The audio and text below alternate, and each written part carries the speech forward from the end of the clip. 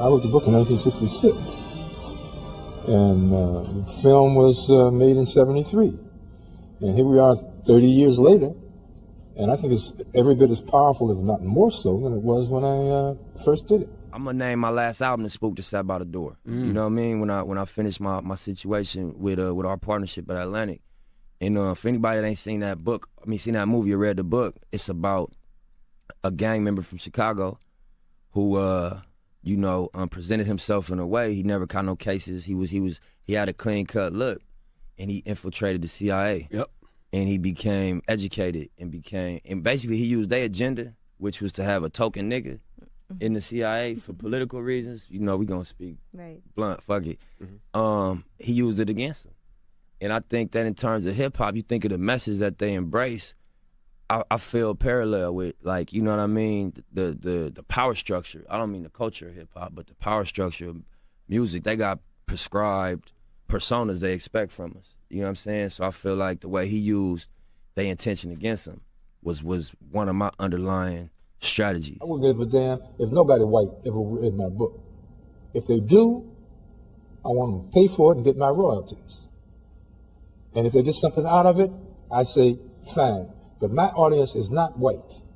I don't write for black bourgeois intellectuals. I write for the people on the block where I live. Raise your right hand and repeat after me. The Spook, who sat by the door.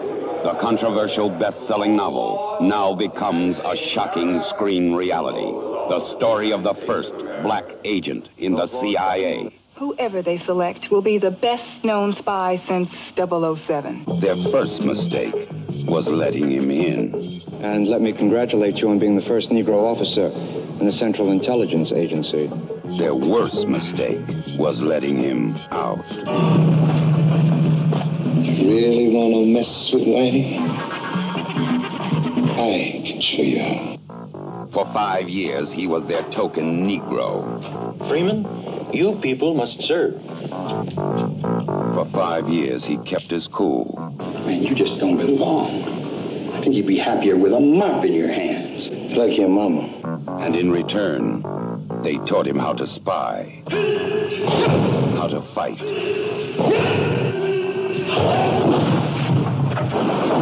How to kill.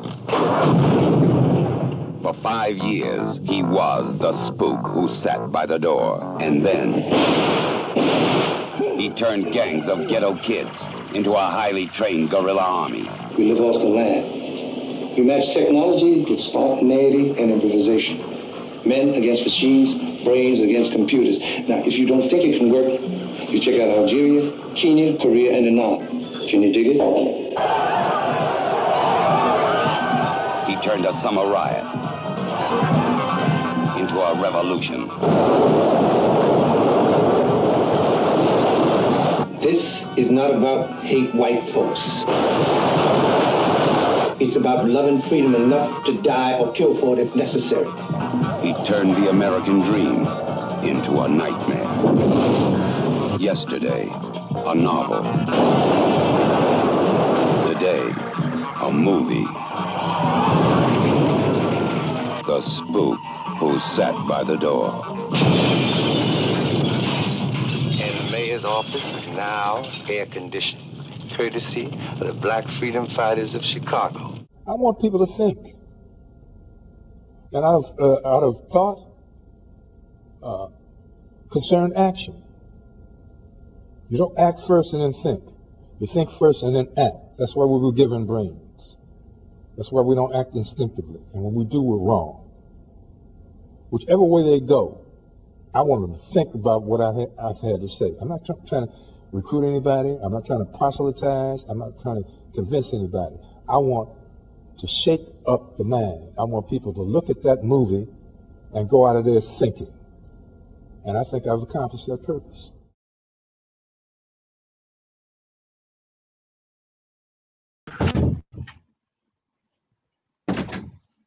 Oh, yes, sir. Mic check, mic check. First thing first, can y'all hear me?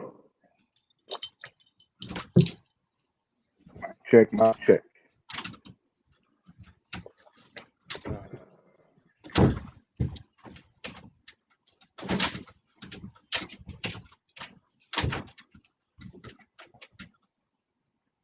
Reggie, leave the fucking door alone. Just get in there. Mic check, mic check, mic check, mic check. Mic check. My bad. Let me know if you can hear me in the chat. Let me know if you can hear me in the chat. I hear Reggie, but loud and clear. okay, you can hear me. Okay. Salute to my brother Reggie Owens. Salute to my brother Andrew Charles. Okay, you can hear me? Okay, yes, sir. Here's both. You already know what it is. We are back again in these books, and we are on chapter 10 of the Spook Who Sat by the Door. Welcome, welcome, welcome. I think I can hear my brother Reggie. I think I hear him. I heard him say I got you. I got you loud and clear on the playback. Okay. There you go. Okay, go ahead, Reggie. Yes, sir, man. Thank y'all for coming through, man. Ready to get into this book that's heating up, like Andrew Charles said. Okay, there we go. There you go. You're on camera now. Yes, sir. Exactly. It's heating up. We are halfway through the book. Like I said before, it's only 20 chapters in this book, and we are on chapter 10 tonight. So let's go on, hop right on into it. All right, chapter 10 of The Spook Who Sat by the Door, the novel by Sam Greenlee. The first time Freeman hinted what he planned for them, Stud picked it up immediately. Man, you know the first time shit like that start happening, they gonna come looking for the Cobras. No, they won't, replied Freeman. No, how come? We about the only gang over here with the kind of balls, and the fuzz know it. They won't come looking for you because junkies don't do what we're going to do. And starting very soon, the King Cobras is going to be the most turned on gang in Chicago. The street gang wars in New York in the late 50s, which threatened the entirety of the city and which were increasingly difficult for the police to control, ended primarily for one reason: junk. Junkies don't fight, except in desperation for a fix. The word spread among the police that the King Cobras were toying with horse. With some relief, the police waited for the addiction to take hold. It would mean an increase in petty theft, but as long as it did not spill outside of the ghetto and it was niggas stealing from niggas, it meant no extra work. The symptoms were there. Upon being searched, there was an increasing amount of gang members with hyper scars on the forearm, the pupils dilated by drugs. Police were informed when receiving their cut from dope pushers that the Cobras were becoming excellent customers. The scars were from unsterilized hypodermic needles, the dilated pupils from pot. The heroin was refined and resold in New York at a slight loss of a profit, depending on whether the narcotics men had busted an incoming shipment from abroad. The Cobras overnight became a non-bopping gang, still dangerous when their turf was invaded, but no longer aggressive. Police duty in their area became almost tame, consisting of the collection of graft, confinement of crime and violence to the area, and the head whippings, which are routine for any cop working in the ghetto. Freeman's contact with the gang had been duly noticed, and he was personally commended for his positive influence at a meeting of the board of directors of the foundation. The pacifying influence of heroin was not mentioned. Freeman did not assign a street worker to the Cobras, but worked with them himself. He often wondered at the reaction of the board had they known what his program of rehabilitation actually entailed. The gang organization was perfect for his purpose. The Cobras had already been an underground organization, visible only in their moments of violence, closed off to the outside world otherwise. Freeman built on the original organizational structure, following the same chain of command utilizing the already rigid discipline and introducing refinements borrowed from the French Marquis, the Israeli uh, Cypriot, and Yugoslav underground movements. The training proceeded more rapidly than he had anticipated, since for the first time in most of their lives, the members of the King Cobras had educational motivation. Stud remained Freeman's and the Cobra's field commander, and Dean revealed why he had become the gang leader. He had a tendency to shut the world, to pretend mental stagnation, while in actuality he possessed a methodical, analytical mind, much more cautious and steady than that of the mercurial Davis. Freeman had to fight against hero worship, since he was the only outsider who had ever demonstrated a genuine interest in them as human beings. Look, goddammit, there ain't no niggas in this outfit. The whole scene is designed to have the man below move at least 3 steps whenever necessary. If I go do daddy takes over, and right on down the line. Every nigga revolt in history of America has ended when they wasted the head nigga. That won't happen with us. I am the man, and you do what I say, but when they get to me, don't look back, dig? No tears, no flowers, just keep fucking with Whitey. He spent a great deal of time with his 3 lieutenants in his apartment. And when they relaxed in the new surroundings, they asked exhaustive questions about each of his paintings, carvings, and sculptures. One day, he pointed out quickly that the majority of his collection had been created by men who were not white. They devoured whatever he told them about the history of their people in America. Somehow, they had attained a pride in themselves as human beings based on their contempt and hatred of the white man, and a stubborn pride in their toughness and defiance. Now he told them that there was a history and tradition of which they could be proud. Man, we took everything they laid on us: slavery, lynching, segregation, the worst damn jobs, the worst damn food, and come up swinging. We been on our ass, but we never been on our knees, and that's what the white man don't understand.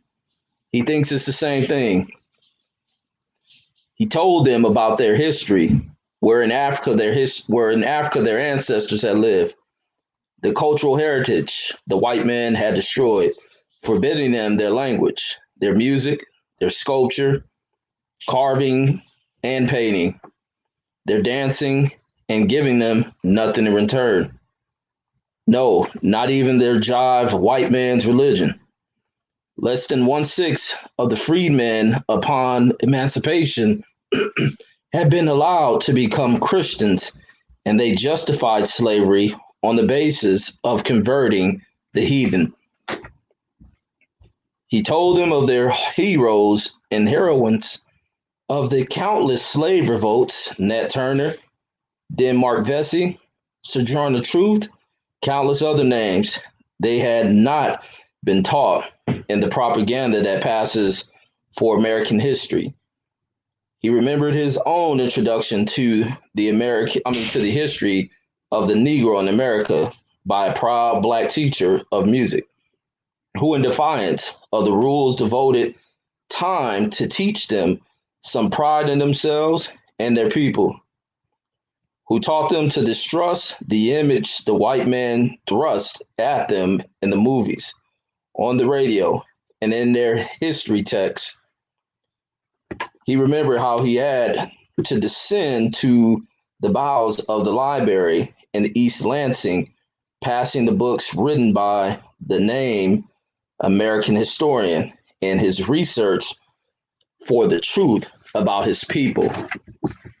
Now he passed it along. Each cell meeting, devoted part of its time to the history of the American Negro. We got no time for hate. It's a luxury we can't afford. Whitey just understands in the way of freedom, and he has to be moved any damn way we can. He doesn't mean any more than that.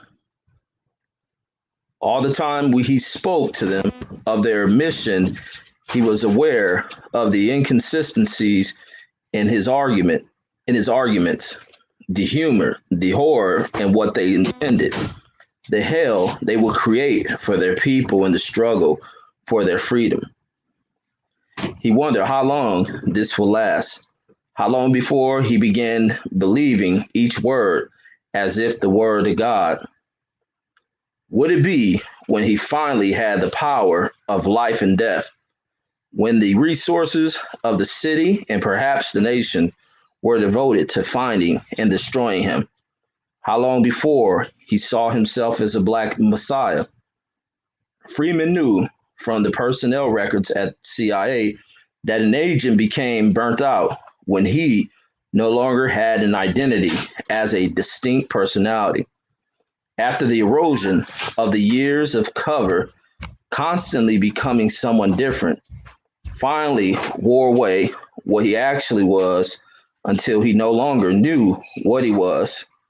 Freeman had been playing roles for whites and finally for everyone. How long before the edges of his cover and those of his personality were blurred, merged, and he could no longer tell where one began and the other ended? That was why it was an advantage to be black. There were millions of people and races in Europe whose centuries of subservience made them culturally perfect as raw material for spying. The nigger was the only natural agent in the United States, the only persons whose life might depend from childhood on becoming what whites demanded, yet somehow remain what he was as an individual human being. Freeman had years of practice at the game before adopting the cover he had assumed at the CIA and the present cover as a playboy of the Midwestern world. That might save him, but it was important, nevertheless, that he established an organization which would survive him. Once they discovered him, he would disappear. There would be no martyr making trails and no more public assassinations as with Malcolm X. He would just disappear, and the white man, confident in his internal passivity and stupidity of the Negro, except for rare individual exceptions, would assume that the organization would die with Freeman. It must not be so. He read them he read them their poets and their literature. He played their music. They knew the doo-wops, rock and roll, rhythm and blues, but the jazz was something played for the white folks in clubs, in the loop, and in concert halls. He wondered how some of the jazz musicians would feel if they knew how far away many of their people felt they were. He remembered the days when Negroes in Chicago were allowed to work before those stockyards moved west to the right to work law states, and before the steel mills and other plants automated, before the railroads cut back and laid off. There was jazz on the South Side, played by Negroes for Negroes. Of all those clubs, only the Drexel Hotel Lounge survived. He used expensive account money to take them there to hear Miles Davis. Miles had always played the South Side, and the Pershing Ballroom and the Smoky Bar on 63rd before they went rock and roll. When he was blowing so much stuff, the whites couldn't understand it until one day, after years of neglect, they rediscovered him and he asked, "What was all that noise?" He always played like that. He always played like that. They listened to Miles' records and to Lady Day, Perez, Monk, Diz, and the rest, and began hearing things in jazz that they had heard in rhythm and blues. They listened to down home blues. He became the father and big brother that they never had, and although he had it, he returned their affection and love. He knew this could be a fatal weakness, but he could not help it. He watched them grow now that they had a purpose and found it sad that there was nothing for them in this land where their ancestors had lived for hundreds of years except destruction. But in that negative urge to strike out against oppression, they had found something that freed them from the fears and the doubts about themselves and their color. He watched them grow and became more human and knew that their newfound humanity would not inhibit their becoming the killers he was training them to be. He taught them all the tricks of the trade and knew that if he had organized a network quickly, silently, and efficiently in the field, he would have been commended. They had not been tested, but he had no doubt about their performance once they were. Already they were impatient to begin. He told them they would begin operating during the coming summer under cover of the inevitable rioting. He knew as surely as the sun rises that the cops who occupied the ghetto would not give up their pastime of whooping niggas' heads in spite of directions from above concerning less physical means of arrest and investigation in the ghetto. They were not convinced, thick-headed cops, that niggas would tolerate no more head whipping. The cops felt sure that the answer to the riots and the increasing lack of the respect for the uniform was more blood, more stitches, more battered kidneys. Lepers do not change their spots, and ghetto cops do not stop whooping heads. There would be riots during the coming summer, and his network would be there experiencing their baptism of fire. The whole world will be waiting on us, and if we can survive every even a year, they'll look like fools. And nothing bugs the American white man more than looking like a fool. Well, you know I don't mind making Whitey look like a fool, Dean said. And you know I'm with you all the way. But do you really think of we got a chance of winning? Who said anything about winning? We ain't gotta win. We have to do all we what we have to do is get down to the nitty gritty and force Whitey to choose between the two things he seems to dig more than anything else: fucking with us and playing Big Daddy to the world. Makes sense, Turk. But how are we gonna force him to choose? Asked Scott. By tying up so many of his troops here in the States and stretching them so thin economically that he discovers he can't do both at the same time. And don't ever think he's not so hooked on messing with us that he won't do anything to keep the scene the way it is always been. Us on our asses and him digging it. He could go all the way. Barbed wire, concentration camps, gas ovens, a final solution of the Negro problem. He paused to listen to the stereo. Billie Holiday was singing, God bless the child. Papa may have and Mama may have, but God bless that child that's got his own. Dig that? we got to get our own.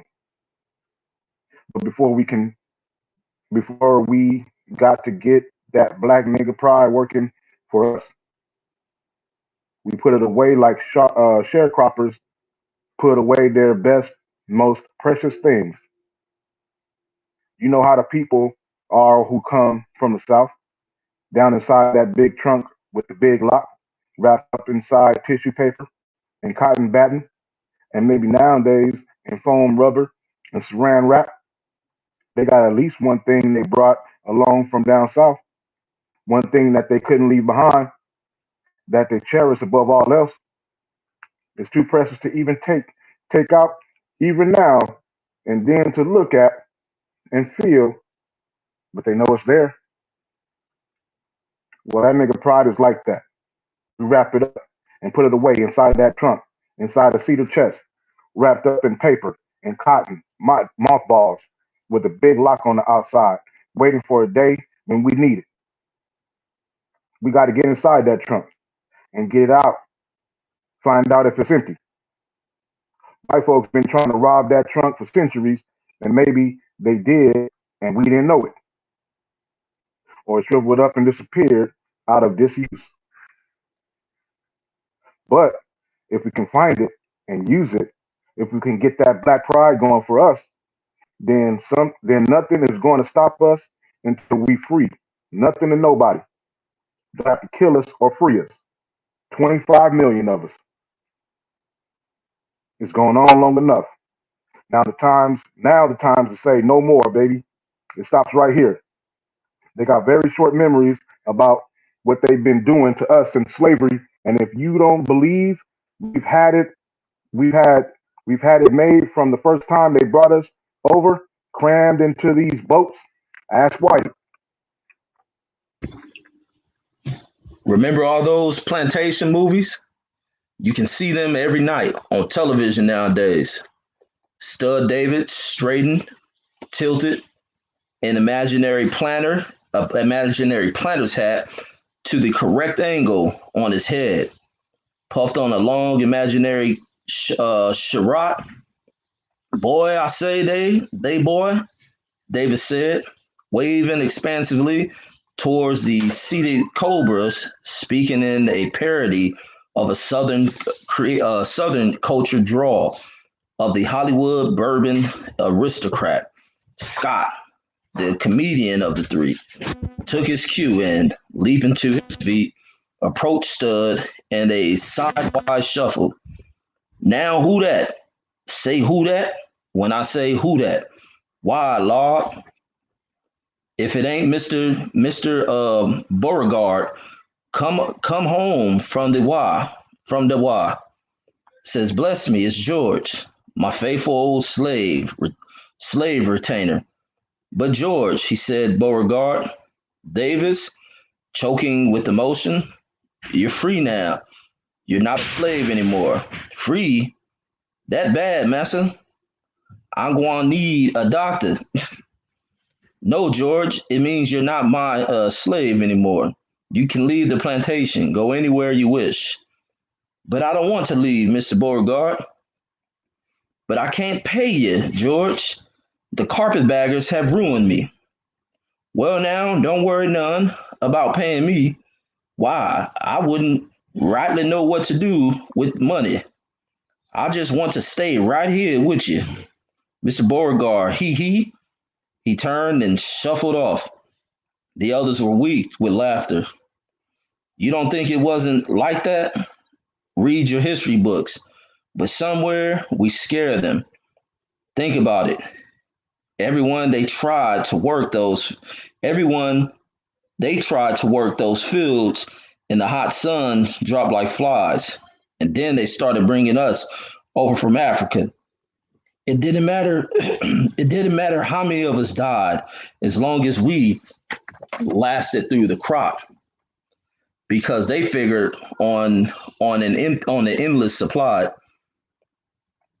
We down on that big plantation when they first start bringing the slaves over, the ones in all the movies with the happy niggers who never want to be free. They bring in those niggers from Charleston or Savannah, first nigger slaves to be worked in that area. Cat owns the plantation is oh plant owns the plantation is progressive. See, so he's conducting this Southern scientific agricultural experiment. They were all standing now, as if on the streets of as on the street corner talking trash. The commedia dell'arte of the ghetto. Yeah, man, said Stud. MGM and Technicolor. Big ass house, looks like the White House. Big porch on the front, big white pillars. Yeah, said Scott. Barefoot darky sitting on the steps, plucking the banjo and singing a spiritual, said Dean. Never no blues in the movies. White folks scared of that. But a spiritual talking, but how good it's going to be when they dead. They got a big magnolia tree in the yard and big ass double doors, about 20 feet high, and inside in a hall, a big chandelier and a winding staircase. Nah, man, a big curved double staircase. And downstairs, said Freeman, Master Charlie, waiting for his wife, dressed in white, smoking a cigar this long and this skinny, black string tie, and a long coat with a center vent up to here. Yeah, yeah, cat with the side vent and the long sideburns is the bad guy. And maybe he got on a fancy vest, yellow silk. Then the chick standing up there on top of the stairs. She's a blonde or maybe a redhead. The chick with the black hair is the bitch who digs the cat and gets somebody to waste him. But she changes her mind and jump in front of the good guy and gets burned instead. Yeah, the good chick ain't never got black hair. She got one of them little umbrellas with the ruffles. They call them a parasols.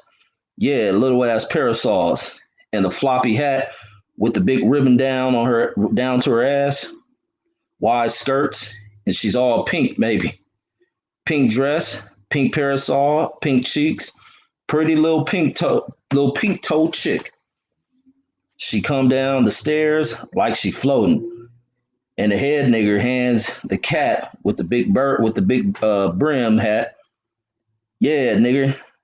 Think he into something? Don't never smile. But his handkerchief head, old lady, always sassing. The white folks and the head nigger don't dig it. Groovy, says Freeman. You got the picture. They go out into the yard and the carriage is there. 2 horses, not black. That's for the bad cat. Brown. The carriage real shiny with red or yellow spokes on the wheels.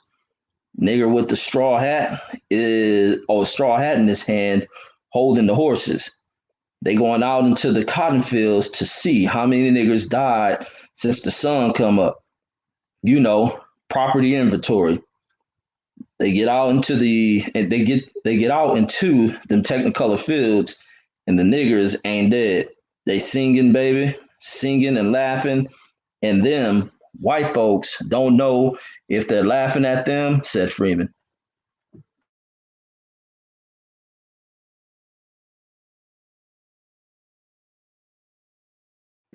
Oh, You think them white folks weren't scared?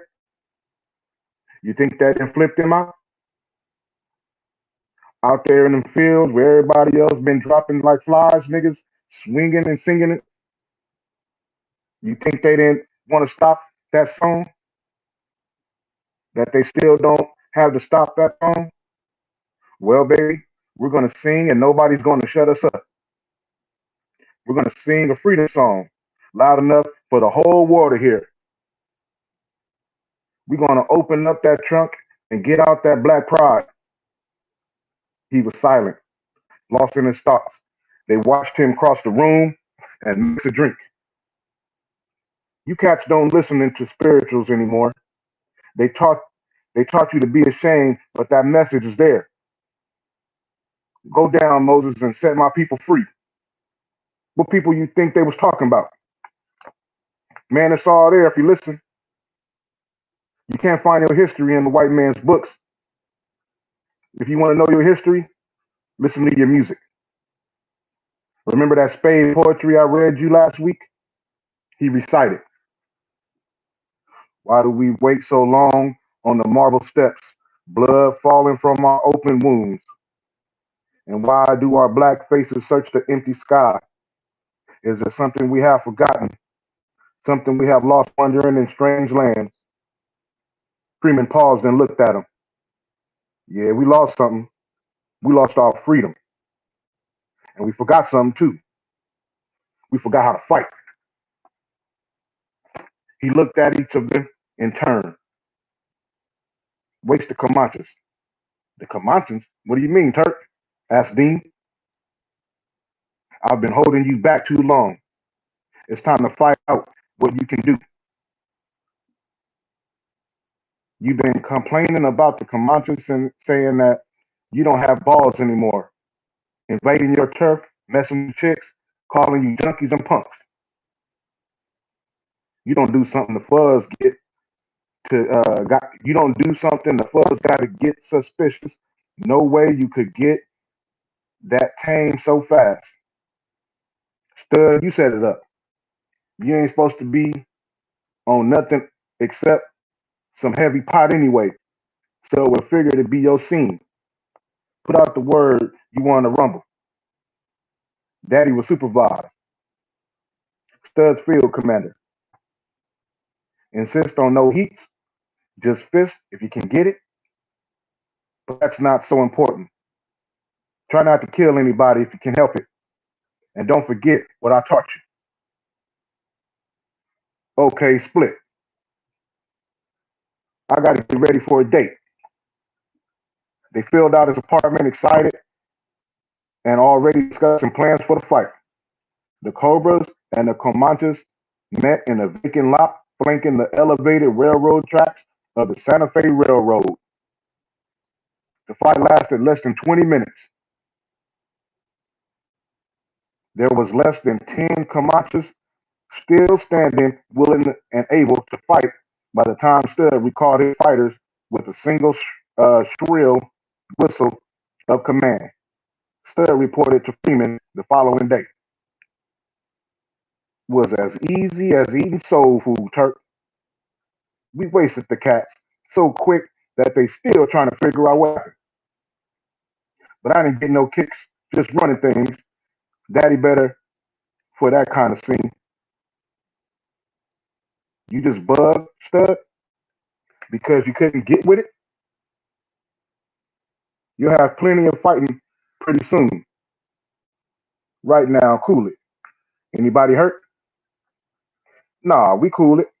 Like you said, Pretty Willie didn't let a cat loose soon enough and think he broke his arm. Heard it crack.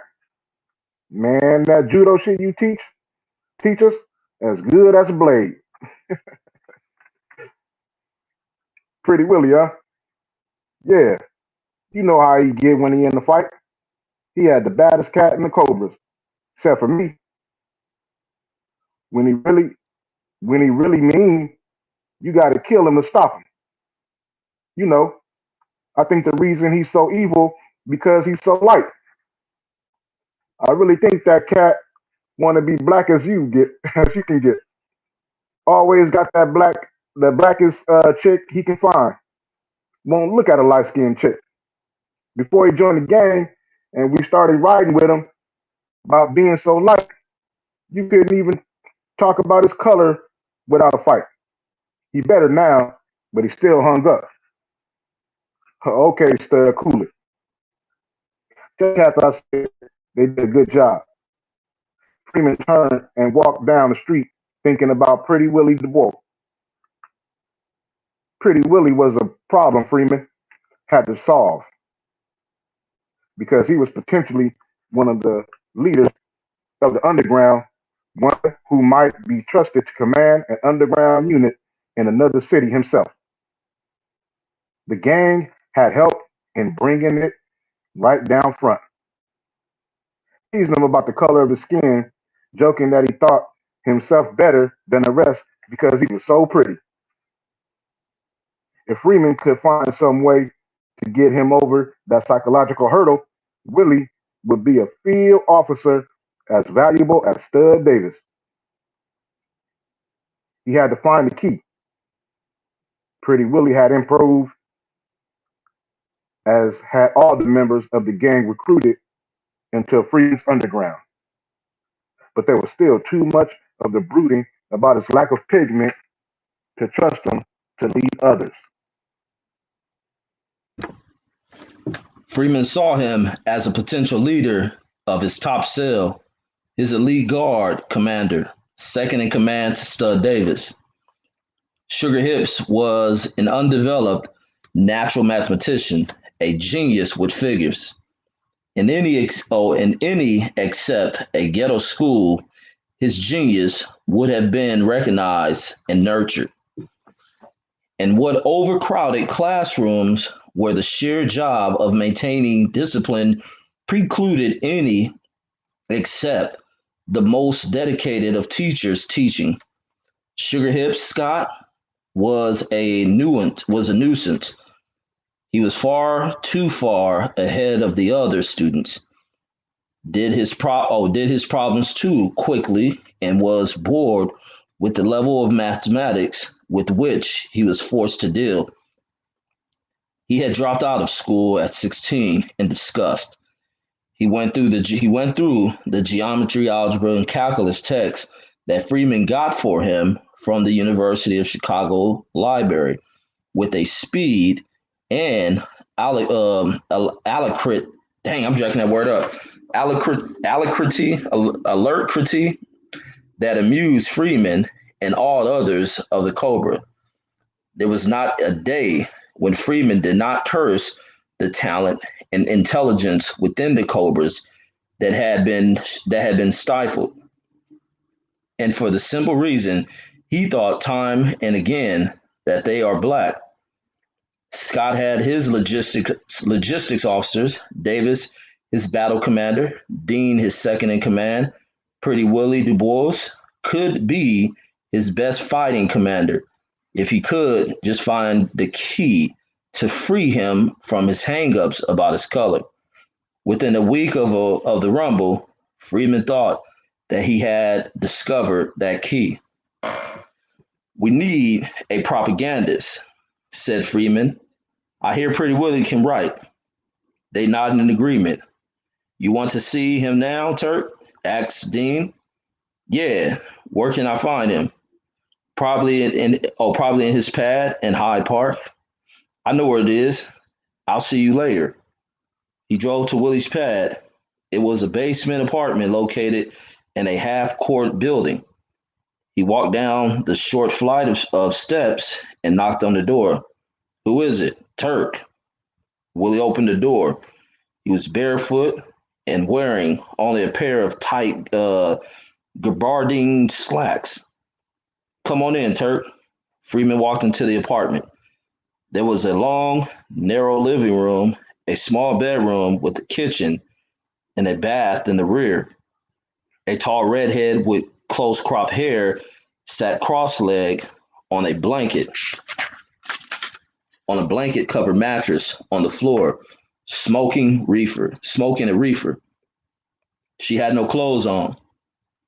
"Go home, bitch," Willie said. Without a word, she rose and walked towards the bedroom. "Wait a minute," she paused. "Turk, you want some of this?" Freeman, looking at the Japanese print hung on the wall, ignored him. The redhead regarded Freeman woodenly. Willie dismissed her with a wave of his hand. She came from the bedroom shortly after, dressing, and left. "A fucking freak," Willie said contemptuously. "So what are you doing with her?" "I like to fuck with her." "Oh, says I like to fuck with her white mind." Look like you're more shook up than she is. Freeman pointed to the prints. Nice reproduction. And this is Hokie style, Harold Sheen. I'm jacking these names up. UT Murrow. Willie pointed to the print and turned, watching Freeman closely. Freeman walked to the canvas, sling chair in the corner and sat. Daddy tells me you right. Willie face closed. I like to see some of your stuff. It's for the scene. Willie nodded and disappeared into the bedroom. He returned with a large attache case, unlocked it, and sat it at Freeman's feet. He went back to the bedroom while Freeman opened the case and returned wearing a lightweight V-neck pull-up. Freeman rummaged through the case. They were the portions of 3 novels and more than a dozen short stories of varying length. Any poetry, that'll tell me quicker what I want to know. Willie reached into the case, pulled out a manila folder, and handed it to Freeman.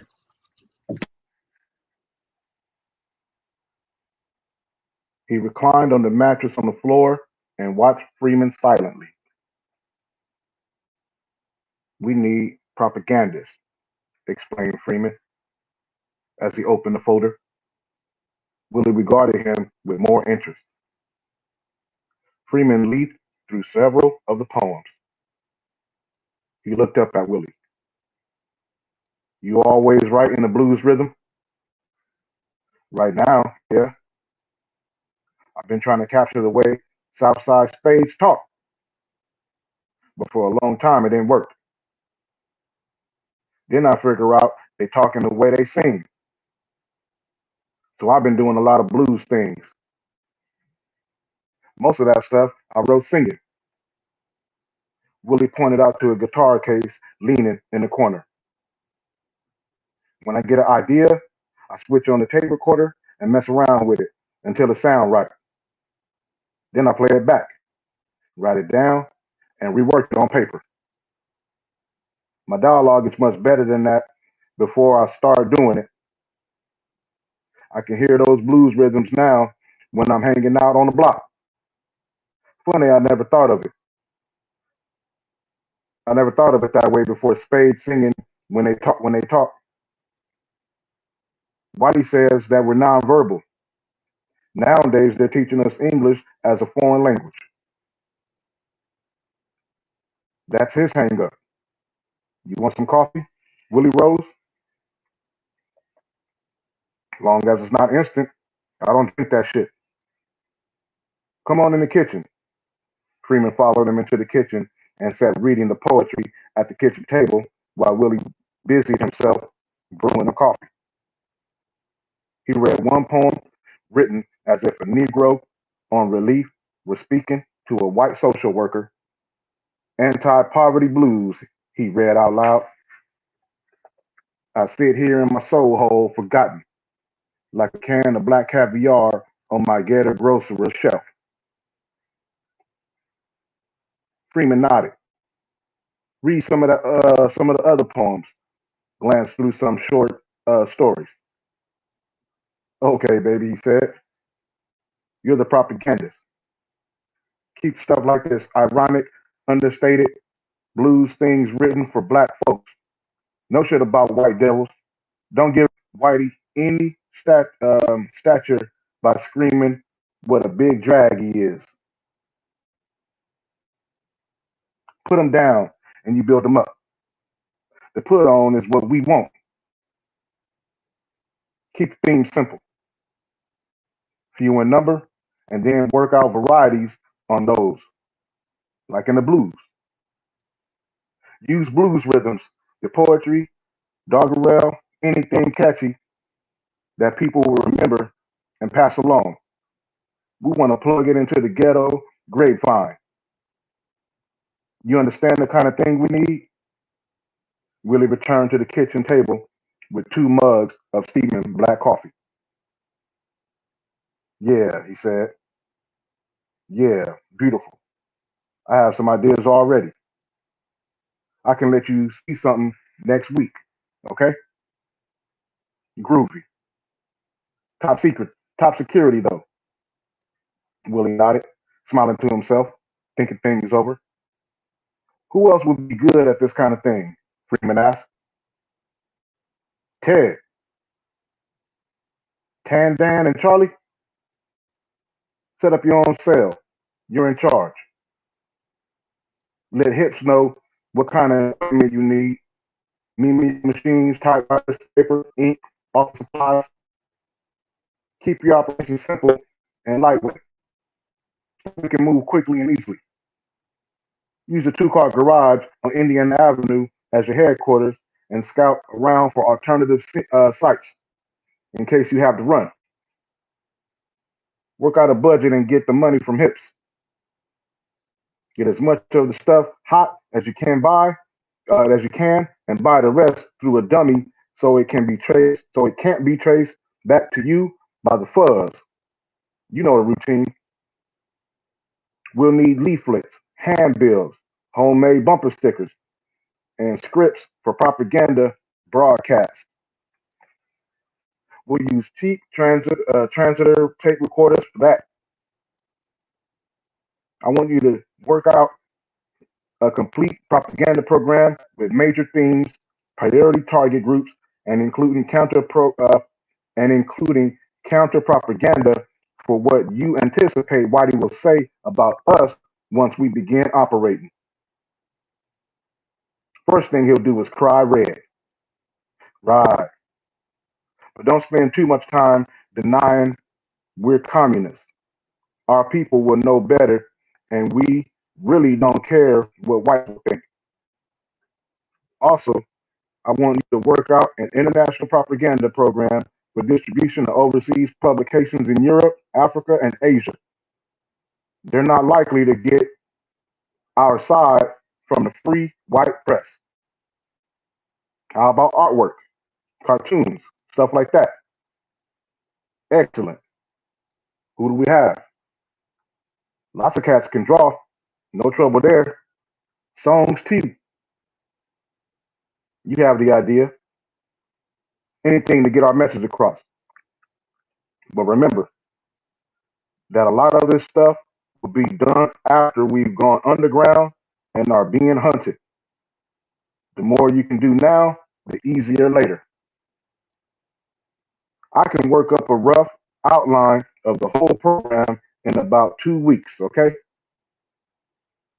Take as much time as you need and get in touch whenever you have questions.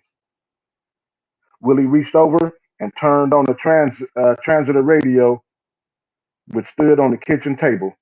It was turned to the station beaming its broadcast to the ghetto.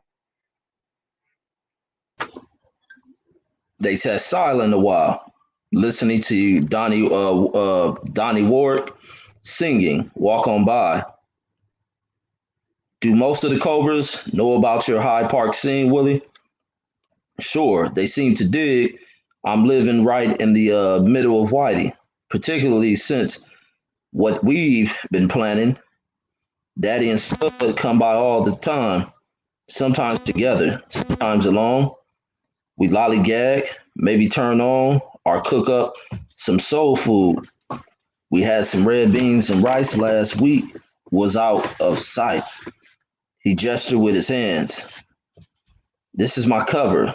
My mother wanted me to go to one of those Louisiana excuses for school where the pecking order is based on the lack of pigment in your skin and the lack of kink in your hair. I cooled her out by enrolling at the university, and she brags about her son being a genius. How much time have we spent in college? So how much time have you spent in college, Willie? I seldom take a full load of credits. I get in the way of hanging out with my boys. It gets in the way of hanging out with my boys. I guess if I added them up, it would come to a little over 2 years. You intend to get a degree? What for? What kind of job could I get with it? I hope you're not going to suggest I pass. His face closed again. I don't know what people mean by passing. Being black or white in this country is a state of mind. You're black because you think you're black. Because you think you're black, feel black, and act black. I know people who look like charcoal who are more white than whitey, but that's not the point. Whoever told you a university is a vocational school, preparation for a job or career. What else is it? That's what it is for most of the people in this country. But in other places, people feel education has an intrinsic value all its own. In most other countries, an educated man is respected whether he has a crying quarter. Do you know what? Oh, it says, do you know that in Arab countries, people carrying a folded newspaper and a pen showing in their pocket as a symbol they can read and write? And some Africans will put on their business cards the fact that they flunked out of Oxford or Cambridge. The important things is that they were there. It's not nearly so important that they didn't stay. Black people are going to have to get like that because whites are never going to share the wealth with us. So what's the use of getting an education if you still have to stand in that unemployment line? Because you're a better man for having an education. If we ever break the vicious cycle they thrust us into and really get some quality educational institutions in the ghetto, you know what they'll produce? What? The best educated poor people in this country. But it'll be worth it. My grandmother used to say to me, get that education, boy. It is one thing the white man can't take away from you. And she was right. She never asked me what I was going to be. She was just delighted I kept my head in those books. Those books were symbols of freedom to her. They were symbols of freedom to her. And she was right about that. She was right about that too. Willie was thoughtfully silent for a few minutes, moving his cross-foot in time to the music. So why all the effort if things can improve? Oh, things can improve, but there will always be two countries here. One white, rich, fat, and smug. The other black, poor, lean, and striving. It's not such a bad state to be in. There's a whole world out there not getting shizzled because they don't keep up with the Joneses. Things can be better without being white. I can't figure you, Turk. What's the figure? What are you, a Muslim, nationalist, black power advocate, or what? Willie said Freeman, and shook his head sadly. Why do you have to label me? Wiley would do it soon enough when the deal goes down. They'll come up with a lot of labels until they find the ones which best puts down Uncle Tom, and then all the rest of the echoes and all the rest will echo it. Why can't I just be a man who wants to be free, who wants to walk tall and proud of his own on his own turf as a black man? Why can't it be as simple as that? Maybe it's power. If the scene ever gets off the ground, you'll have a lot. Who needs it? You can't eat it, wear it, or screw it. It won't even cure a hangover. How come you're in it, Willie? I want to mess with Whitey. It won't be enough. It's negative. You'll need a more positive reason than that to get you through. You ever kill a man, Willie? No, but I hurt some pretty bad in fights. It's not the same. When the time comes that you lay a man out with his guts spilled, out in the gutter, you'll be surprised how fast hate disappears. He'll be another man. He'll be another human being, and you'll have to put an end to it. You'll have some love or something to keep you doing that.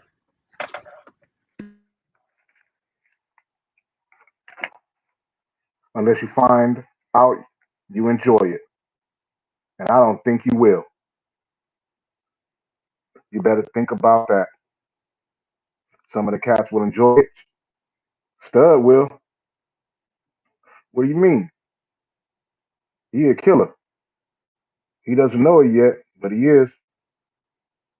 I saw a lot in Korea. Once they get a taste of blood, nothing else gives them as much booze, women, nothing. I don't really believe there's any justification for killing, but freedom comes at a close as any. Suddenly, Willie realized something. He leaned across the table toward Freeman, and placed a hand on his arm. You don't like any of this, do you? Freeman looked into his coffee cup as if searching for his soul. No, he replied. He rose, walked to the sink, and rinsed out his cup. I have to split. They walked to the door. Come by again, Turk. I dug talking to you. Sure, baby. He rubbed Willie's curly hair. And don't worry about not having enough pigment. As far as I'm concerned, you one of the blackest cats we have. He walked out into the cold evening. He felt he got through to Willie, that he planted a seed. Willie was involved in the movement now, that he had a propaganda program to create. But Freeman would have to bring the colored thing down front, get out into the open once and for all, and either win him or lose him forever. He thought he knew how he could do it. He felt restless. He felt restless and decided to walk most of his rounds that night. He settled into a routine on the job, cruising or walking the streets, first to judge the mood and atmosphere. Then he would stop in a favorite tavern for a beer before making his checks with his street workers. He walked 63rd Street that night after leaving Willie's apartment and stopped at the Boulevard Lounge. Hey, Dan, how you doing, baby? Friend of yours in the back? Said the bartender. Hey, man, friend. Who? Pete Dawson. Just got back from California. Groovy. I've been looking for that cat since I got back to Chicago. He walked the length of the bar and entered a smaller room in the back, more intimate, with less modern and more comfortable furnishings. A small bar was tucked in one corner, and Dawson sat there chatting with the bartender and three customers. Pete, baby, how you doing, man? Freebie, good to see you. I heard you were back in town. They shook hands and punched each other's shoulders, smiling broadly. Sit down and have a taste. You still drink scotch, don't you? Dawson ordered drinks. Pete Dawson, the Sherlock of the South Side, how's the detective business? Beats the post office or driving a bus. What were you doing so long in California? I was on a detached duty attending a seminar on riot control. I'm in charge of the plainclothes section on the of the riot control task force. Beautiful, man. You're really coming along. Get a promotion along with it? Does it snow in July in Chicago? Dawson smiled to soften the bitterness in his voice. No, I'm still a sergeant. I read a paper at the seminar. I read a paper at the seminar, though, and everyone seemed to dig it. The FBI requested a copy. What on? The Chicago approach to riot control. We think we've combined the best of several front plans. Sounds interesting. Could I take a look at it? Sure. Main point is we try to get plainclothes paid cops into the area once it's been sealed off to try and cool the crowd. We use force only when we have to. We use force only when we have no other choice, and then we don't play around. Freeman thought the paper could be useful, and while thinking it hesitated. What kind of cat have I become? I'm going to use a friend, and I don't even blink an eye. Pete, why you don't give us a rundown at board meeting next month? I'm sure the directors will be interested. It'd be good for at least 50 bills. I'll try to get you 100. No sweat with your superior? No. He's about as straight as they can get. Gets more bug than me than that I can get a promotion. Let me know when you want to come by. Crazy. You seen any of my street workers? Yeah. Tell me they've been working for a change since you took over. I saw Perkins on 63rd Street a few minutes ago. He usually stops in here for a brew about this time. They had it made before I got here. One cat in night school and two others working the night shift at the post office downtown. But that scene is over now. Perkins is on a good one though.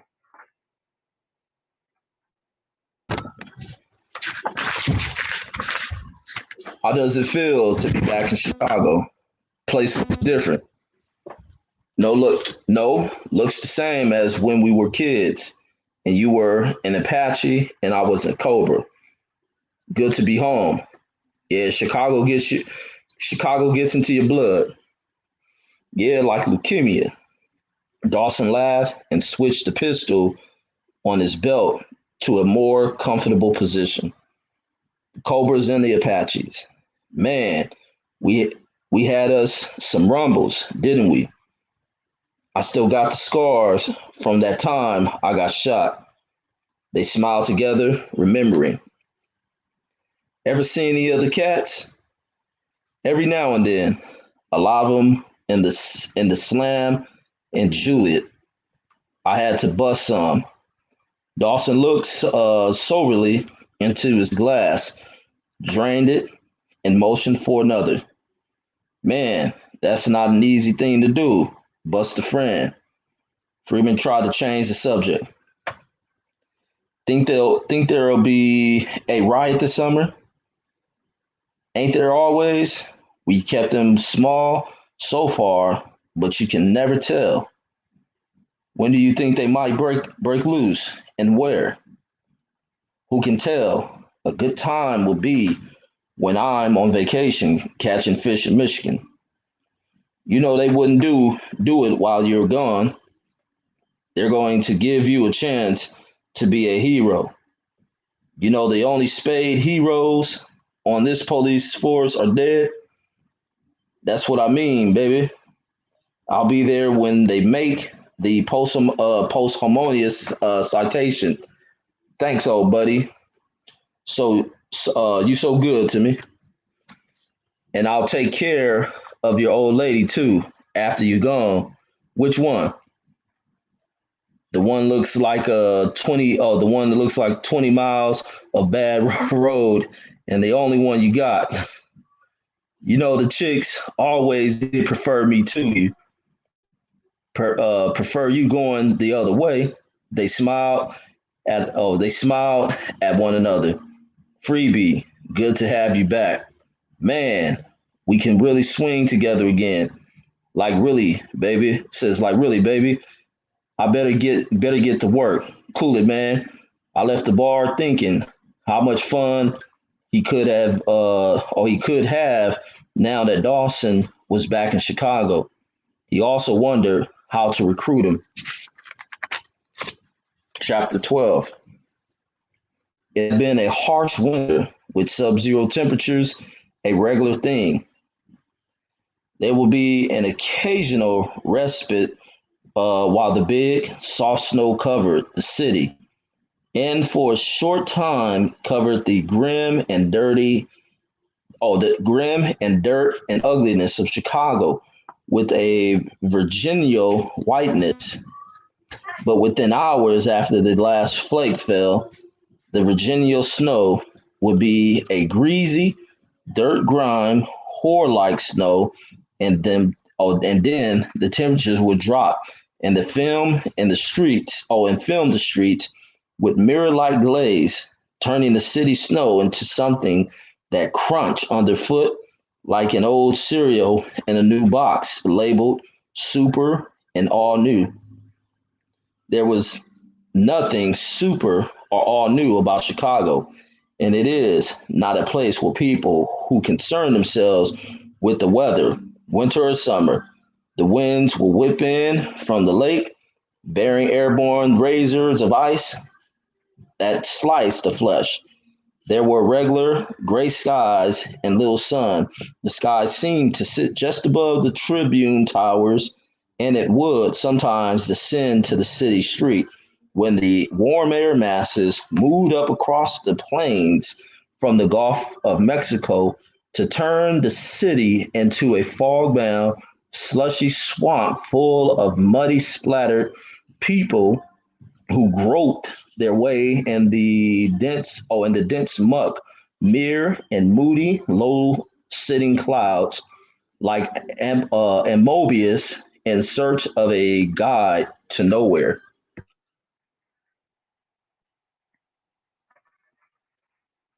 When there was sun, it would come from afar in the hazy, cloudless sky, giving a harsh, cold, and biting light. The lack of clouds permitting what little warmth remained to flee toward the planets above, the people below creating little clouds of their own as they breathe and gas moving through the brutal city. Because the weather was so menacing, the cobras were not missed from their usual haunts, and there was no need to interrupt training, having some of the gang members on the block. It was too cold to be there, and the police and social workers did not worry where they were, where they might be, since the word was the Cobras were no longer a bopping gang. And since lower class Negroes are visible only when convenient or menacing, the Cobras disappeared, and no one concerned themselves with what they might be doing that cold and forbidding winter. They were learning the lessons of the oppressed throughout history and striking back at their oppressors. The linguistics of deception, subterfuge to strike when least expected, and then fade into the background to hound, harass, worry, and weaken the strong and whittle away at the strength and power from that kept them where they were. Just before the rumble near the railroad tracks, the winter ended as abruptly as it had begun, and spring was in Chicago with no warning. The flowers blooming, the trees suddenly budding, the grass turning green, the dirty snow melting and disappearing into the sewers. Spring meant baseball and track, walks in the park for young lovers, and examinations of the students reluctant to remain in the libraries and overheated apartments with textbooks that had become symbolic of the prison of a nasty Chicago winter. It was time for examinations for Freeman's small band of revolutionaries in training. They were becoming relentless with the constant drills, the routines. They wanted to get it on. The rumble had convinced Freeman that they had not softened and that they could be counted on to follow orders. There were two more tests that were necessary, and the change in weather permitted them. Freeman continued to contribute to his playboy image, pretending to enjoy parties that bored him, dating women he did not like, flattering men he detested, doing and saying and acting things that sickened him, but there was never a hint that he was anything other than he appeared to be, and those of his committed friends who were now active in the movement and who remembered Freeman as a tireless firebrand in the struggle for civil rights now regarded him with contempt as a hopeless sellout.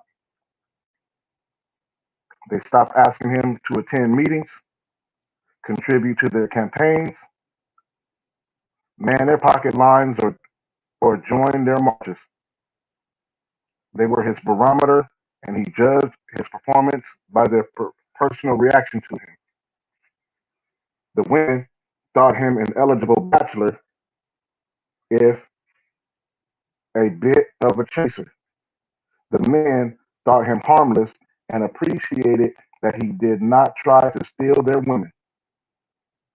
Freeman thought that there was little to choose from among the black middle-class chicks available, and that risking the wrath of an insecure middle-class Negro whose only available test of manhood was confined to the boundaries of his bed was a waste of time and energy.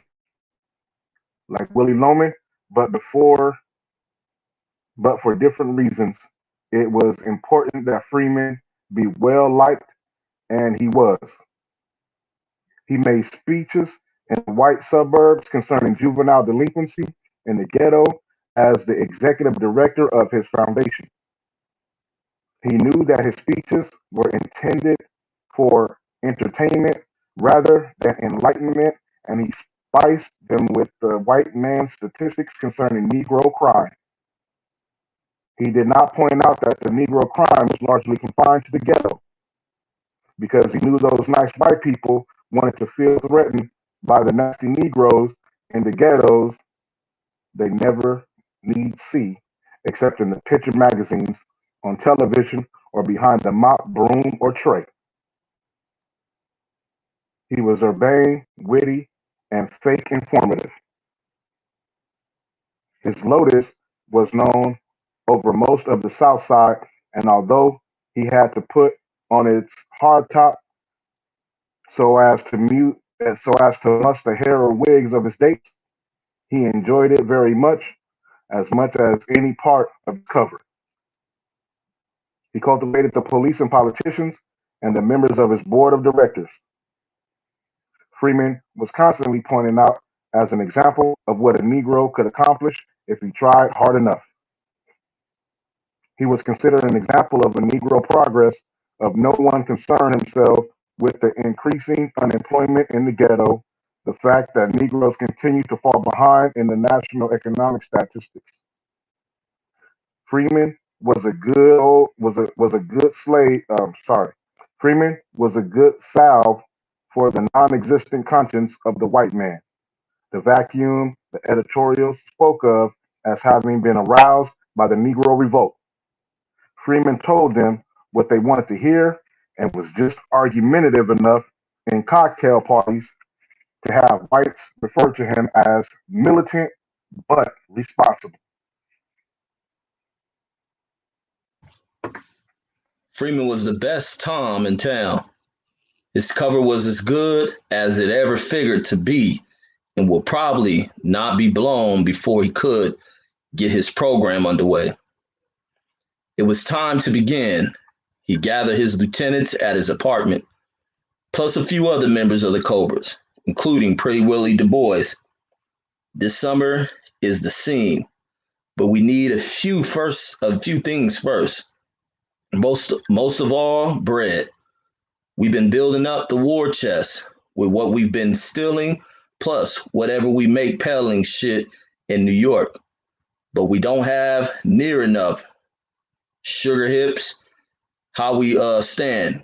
We got a balance of $8,432.86. Right, that ain't enough for what we have to do. So we have to get more.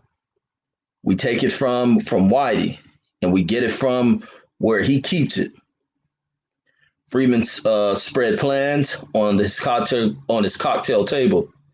These are the floor plans for the bank and the shopping center on 115th in Halstead. We ought to be about we ought to be able to get a bit more than $100,000. They have a closed circuit TV and an automatic cameras, plus a very sophisticated alarm system. When they touch when they touch it off, it alerts the nearest precinct station, but makes no noise. There are only two guards, one on the floor, the other on the balcony above, behind three-way bulletproof glass, with ports for firing to the floor below. But we hit the bank when it's crowded, and he won't be able to fire for fear of hitting some innocent bystander. The only tight moment is when you move out, and he might get a clear shot as you go through the door. But you'll move to the door with a couple of people as a shield. Then shove them back in and make it. He'll be able to hear you, or he'll be able to hear you up there and make it clear that if he starts firing at any time, you start wasting the crowd. It's a short hop to the Negro section of Princeton Park. And since it's all middle class nice, the cops are not likely to search it. That's where we hide out, in the house of Pretty Willie's mother, who's in New Orleans for the Mardi Gras. There's not going to be. Oh, it says besides, they're not going to be looking for niggers anyway, but for white men. They looked at him with curiosity. He drained his bottle of Carlsberg before he spoke. Pretty Willie leads it. He takes red beans, Benny Rooster, Po Monty, and Pussyhead. They looked at one another and smiled, except Pretty Willie. Freeman had named him the lightest colored member of the Cobras. No, goddammit, I ain't white. I'm a nigger, said Willie. Sure, baby, we know that. But that day, Whitey is going to think you're white. They'll be looking for everybody except us. Niggas don't rob banks. Niggas don't rob banks, man. You know that. With a gun in your hand, telling Mr. Charlie what to do to give you his money. Why, man? You got to be white, said Dean. Look, baby, you know we need the bread, and you know none of the rest of us can do it. They must not have more than 20 niggers with accounts there, and if 5 walk in at the same time, they're going to be suspicious. You're the only one in the gang, or since you're the only one in the gang can do it, because although your soul is black, your skin is white, added Scott. No, said Willie. Man, said Stud, don't you see how beautiful it is?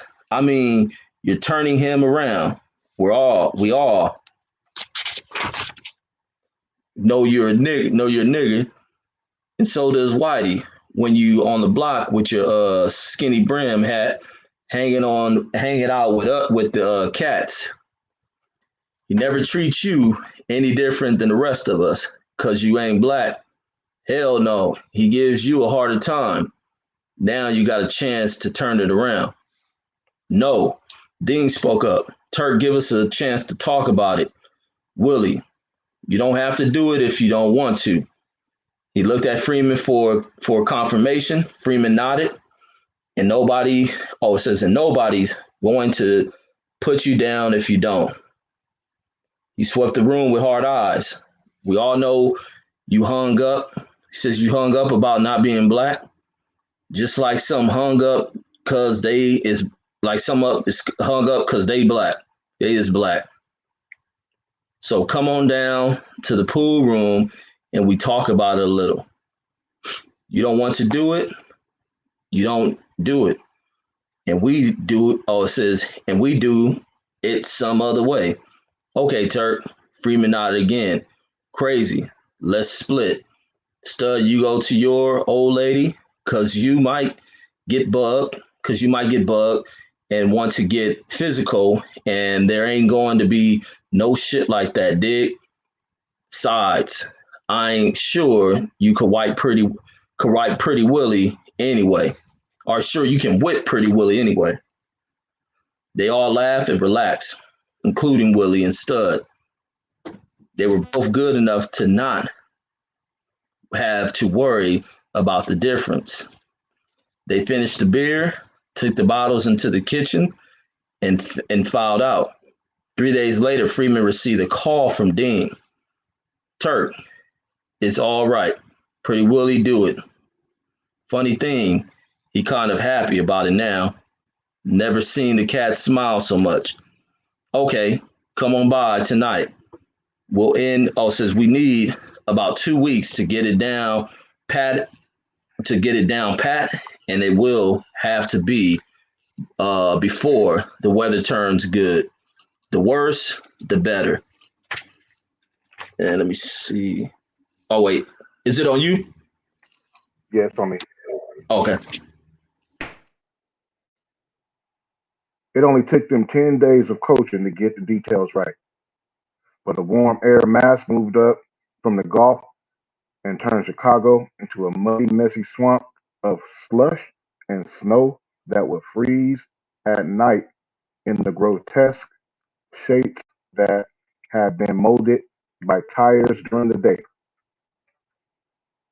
They waited a week before the snow came again, and then the temperature dropped swiftly one moonless night, hovering around zero and turning the icy streets into a glassy surface that sent cars spinning if braked too suddenly. The sky was a slate gray the next morning, seeming to hover just above the rooftops, heavy and leaden, threatening to fall on the ugly city below.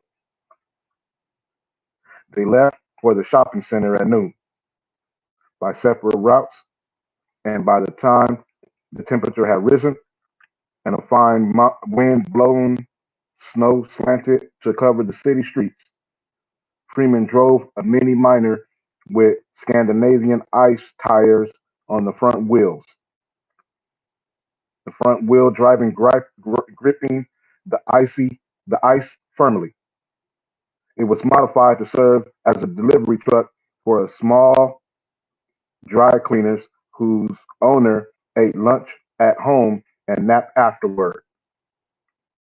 They had timed him, and he never returned to work before 3 in the afternoon. They had stolen the car and changed the front tires. Freeman drove Freeman drove alone in the big parking lot, not more than 100 yards from the bank. The others arrived in a Willie station wagon, its four-wheel drive giving it stability on the icy streets. Freeman watched as they approached the bank separately. He could see into the bank through the big glass doors. There were about 3 dozen people inside, other than the employees. Not many, but enough. He watched Pretty Willie walk in the last and without hesitation pull out his gun. Mouths open to scream and shout, but no sound reached Freeman outside. They had been lucky, and one of the guards was at lunch. The other reached out for his gun, and Willie dropped him with a bullet in the thigh. Monty was the closest to the guard. He kicked his gun away and then kicked him in the head until until he lay quiet. Two of the others vaulted the cashier's counter and began stuffing money into canvas laundry bags. Willie watched the porch above for the sign of a gun barrel, unaware that the guard was absent. No one else moved. First Pussyhead, then Rooster moved from around the corner, bags full of money in each hand. Freeman started the car and wheeled swiftly in front of the bank, the back of the small truck toward the doors. They moved out of the bank and into the truck, and Freeman drove off quickly.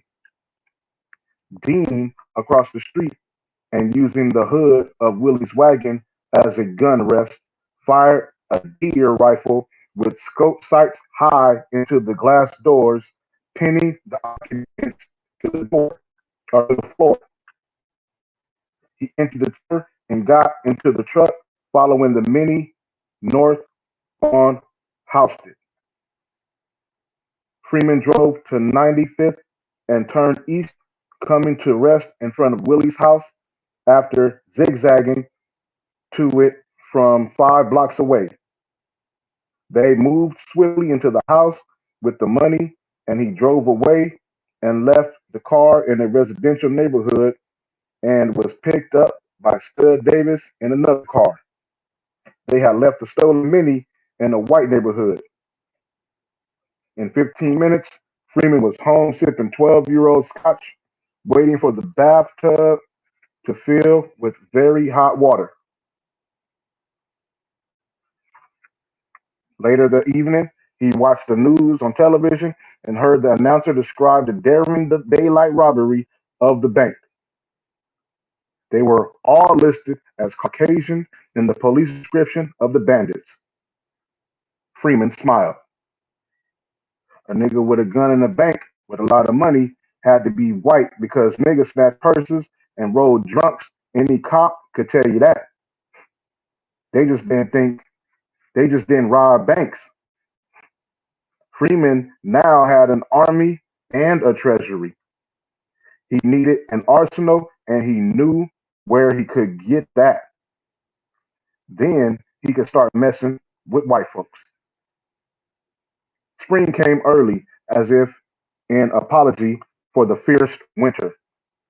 The sun brightened pale blue skies, fat white clouds floating overhead, the ore boats moving lazily to the steel mills at the lake's southern tip.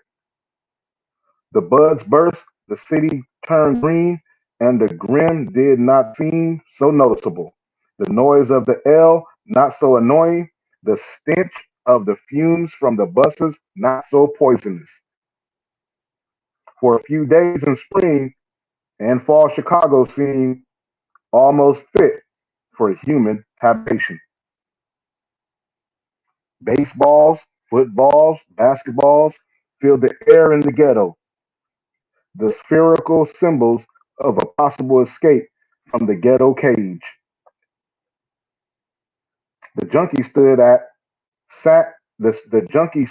and sat in the warm sun, their dope-filled blood moving slushishly in their veins, the ugly world taking a warm glow, everything soft and pretty prior to their moving through the streets at night looking for the loot to support their habit.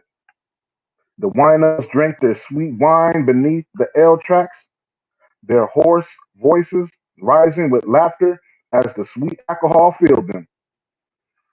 The unemployed, who still stubbornly hoped, were in the loot and at the factories on the periphery of the city looking for jobs. They did not exist.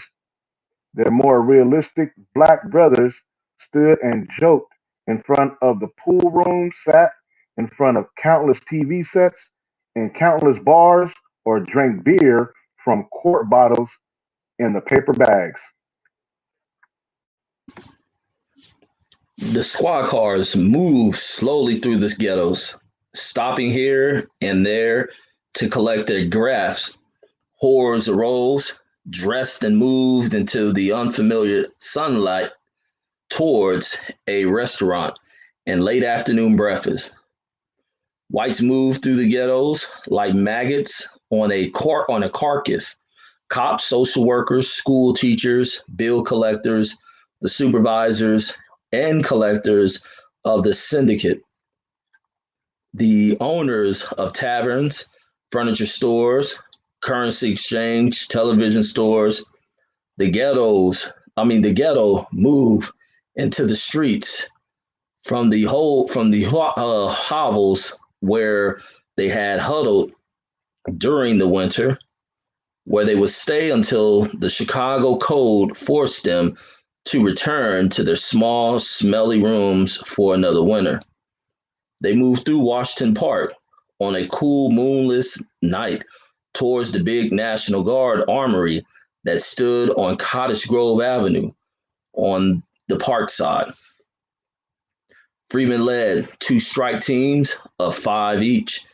Stud Davis in charge of one, Pretty Willie heading the second. Dean as Freeman's second in command. There was a wire fence separating the armory from the park. They scaled the fence easily. Freeman motioned to Stud and Davis, and three others moved silently towards the board guard. There would be two guards walking the armory perimeter and four more inside for relief. They were regular Army, their commander, a master sergeant who drove home to Winnetka along the outer drive each night. The first heard nothing right up until the time he was grabbed from behind and borne to the ground by Stud. The second turned his head before he was hit, but he had no time to yell. The rest were simply locked in the guard room, bound and gagged after being confronted by the silent man with their faces covered by nylon stockings. Freeman forced the locks on the room holding the arms. He had chosen this armory because it was a white unit in the segregated Illinois Guard, and they figured to have more modern equipment than in either of the Negro armories. He found that they were in luck, and in addition to M1s, there were grease guns, pistols, M14s, and M16 rifles, and several hundred rounds of ammunition for weapons. He moved quickly through the storeroom, selecting the weapons they would use. Grease guns, Colt 45, Colt 45 automatics, and ammunition for both. Fragmentation, smoke, and tear gas, grenades, grenade launchers, gas masks, four Springfields, .3 sniper rifles with scopes and ammo for them, 8 bazookas and rockets. He was disappointed to find no plastic explosive, only TNT and detonators. But it was better than nothing. He moved through the room, indicating what should be moved into the yard outside the armory. He chose a grease gun, slipped a full magazine into it, jacked around into the chamber, and slipped the safety on. He waited outside, the gun at the ready, while his men moved the arms and ammunition. The empty green and white CTA bus blinked its lights 2 blocks away, and it motioned to Pretty Willie to open the gates on the Cottage Grove side of the building. The bus was driven by a Cobra. It took less than 20 minutes to load the bus, and since a CTA garage was less than 3 blocks south of the armory on Cottage Grove, no one thought it strange to see an empty bus on the street. Within an hour, the arms and ammunition were cached, and Freeman was ready. He need only wait for the hot, humid summer and an arrogant, head-whipped cop to spark the riot. It was like waiting for the sun to shine in the Sahara Desert. Freeman did not think that there would be much searching of the ghetto for the arms because niggers didn't steal government property and defy the FBI any more than they robbed banks. And that's the end of chapter 12. Oh man, I love the psychology of the approach, man. How they went about everything they was doing. But thank y'all for tuning in. We just read chapters 10, 11, and 12 of the Spook Who Sat by the Door, the novel by Sam Greenlee. Oh man, it's getting so lovely over here in the story because you see the different nuances of Freeman, how he can uh, get his troops to believe in the cause. He he tested their ideologies by asking them why they're going to do it, why do they want to do it, letting them know that this can't be about hurting other people, fighting or killing or being angry or hateful. This is about freedom and freedom at any cost. And then you see how he did with Pretty Willie, who was, you know, he he thought some kind of way about himself being light skinned and feeling like he always had to do uh, he had to go above and beyond to prove to everybody about his blackness, even to the extent of the women that he dated. You know what I'm saying? He made sure he had a chocolate sister all the time. But when it came time to pull off the bank robbery, I'm sorry, the robbery, when they went to the white city or the white part of town, um, he was still apprehensive about doing it because the the damage that colorism does to black folks. And I love how he touches on that. But then he had already had the meeting with him in his apartment where they made coffee and drank coffee together, where he deals with that and lets him know you the blackest of the blackest amongst us. You know what I'm saying? So he had already planted that seed in his head. That way, later on, when Stud comes to him and then they thinking about this plan of robbing the bank, and they gonna use him to disguise himself pretty much as a white dude. Um, after he was hesitant, he jumps on board and knows that he can do it anyway. Um, and that was brilliant. And then you see how they go to the National Guard and then go and get that armory cache to build up their own cache. Now they got money, now they got weapons, and like they say, all they got to do is wait for a police officer to go upside a nigga head to get it popping off because the next time it pop off, they're going to be organized and ready to respond in kind and not just let police just walk over and fuck over the black people in the community. Um, just because they want to. You know what I'm saying? He said it's just as the sun rises over the Sahara Desert. That's how confident they are that a police gonna go upside a nigga head eventually. Uh, but anyways, man, the story is very interesting. I hope y'all enjoying it with us. I hope y'all, listening on the replay, y'all digging it. As they say in the story, I'm learning all the different Chicago slang as I read this. It's hard to keep up sometimes and adjust, but it's funny when you start to kind of catch the lingo. And I'm just enjoying reading this. I hope y'all enjoying listening to it. Um, and everybody be safe, peace, blessings, and respect to everybody that's in the chat tonight. Everybody that's tuning in, like I said, that ain't in the chat, but they listening. Um, but of course, I always got to shout out the people that are in the chat: Andrew Charles, DT, Dre's Finest, and of course, I got to salute my brother Reggie Owens for rocking out with us, rocking out with me, reading. Um, and you know what it is. We're going to head up to the barbershop after Reggie closes us out. Make sure that y'all share this video, get the word out that it's being read, that you got two brothers out here reading books, and you know what I'm saying, check us out sometime. You know what I mean? And we do this for one reason and one reason only, to elevate the minds of our people, to give our young people the idea, and to know that we, we can do something like read and make it cool. Because that's the goal, is to make reading cool, make it not taboo, and make reading great. You know what I'm saying? So with that being said, go ahead, Reggie, close us out, brother. Get any final words you want to get in as we move off. Yes, sir. Now you laid it out perfectly, man. But like you were saying, man, It was in this scene. I mean, in this part of the book is where they use the psychology and thinking of the racial thinking of whites, and they turn against them as if, when the crimes are committed, they look elsewhere as far as solving it, not knowing they've been hit by the folks that they look down as not having the mental capacity to pull off such acts.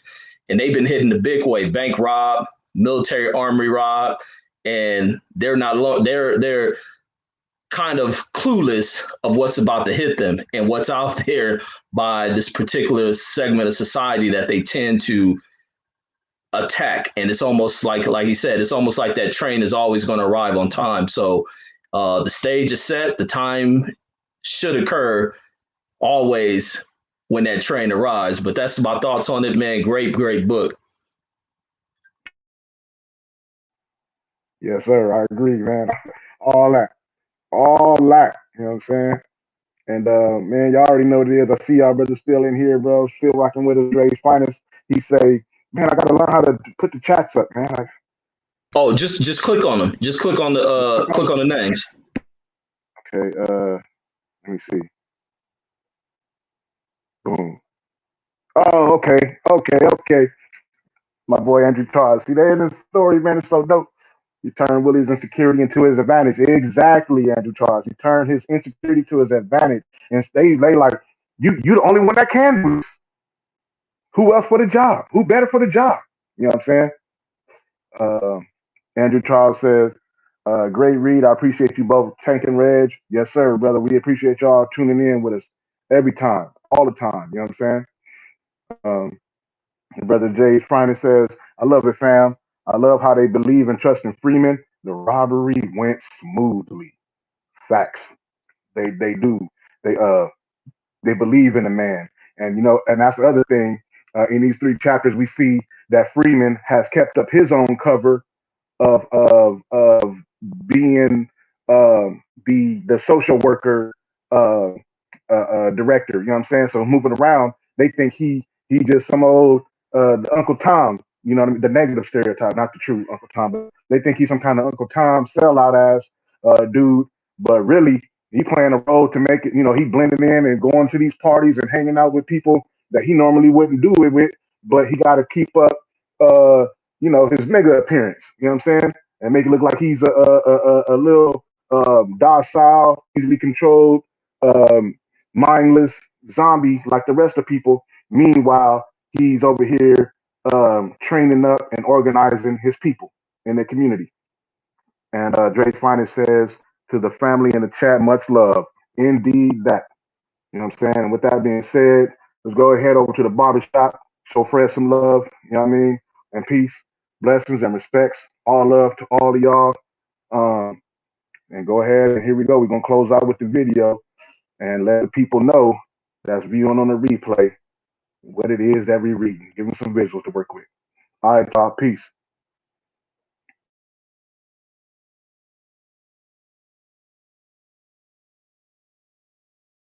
I wrote the book in 1966, and the film was made in 73. And here we are 30 years later, and I think it's every bit as powerful, if not more so, than it was when I first did it. I'm gonna name my last album "The Spook that Sat by the Door." You know what I mean? When I finished my situation with our partnership at Atlantic, and for anybody that ain't seen that book, seen that movie or read the book, it's about a gang member from Chicago who presented himself in a way he never caught no cases. He had a clean cut look, and he infiltrated the CIA. Yep. And he became educated and basically he used their agenda, which was to have a token nigga in the CIA for political reasons. We gonna speak blunt, fuck it. He used it against him. And I think that in terms of hip hop, you think of the message that they embrace, I feel parallel with, like, you know what I mean, the power structure. I don't mean the culture of hip hop, but the power structure of music. They got prescribed personas they expect from us. You know what I'm saying? So I feel like the way he used their intention against him was one of my underlying strategies. I wouldn't give a damn if nobody white ever read my book. If they do, I want them to pay for it and get my royalties. And if they get something out of it, I say, fine. But my audience is not white. I don't write for black bourgeois intellectuals.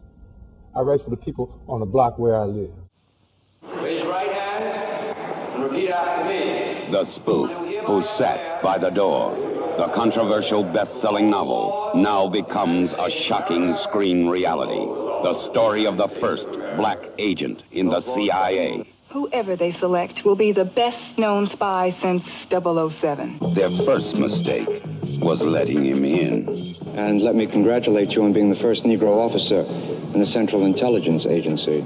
Their worst mistake was letting him out. You really want to mess with Whitey? I can show you how. For 5 years, he was their token Negro. Freeman, you people must serve. For 5 years, he kept his cool. Man, you just don't belong. I think you'd be happier with a mop in your hands. Like your mama. And in return, they taught him how to spy, how to fight,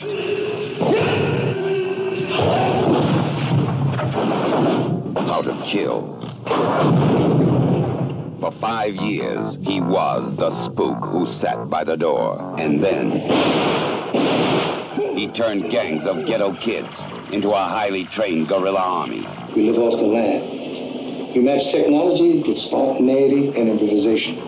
Men against machines, brains against computers. Now, if you don't think it can work, you check out Algeria, Kenya, Korea, and Iran. Can you dig it? He turned a summer riot into a revolution. This is not about hate white folks. It's about loving freedom enough to die or kill for it if necessary. He turned the American dream into a nightmare. Yesterday, a novel. Today, a movie. The Spook Who Sat by the Door. And the mayor's office is now air-conditioned, courtesy of the Black Freedom Fighters of Chicago. I want people to think. And out of thought, concerned action. You don't act first and then think. You think first and then act. That's why we were given brains. That's why we don't act instinctively. And when we do, we're wrong. Whichever way they go, I want them to think about what I've had to say. I'm not trying to recruit anybody. I'm not trying to proselytize. I'm not trying to convince anybody. I want to shake up the mind. I want people to look at that movie and go out of there thinking. And I think I've accomplished that purpose.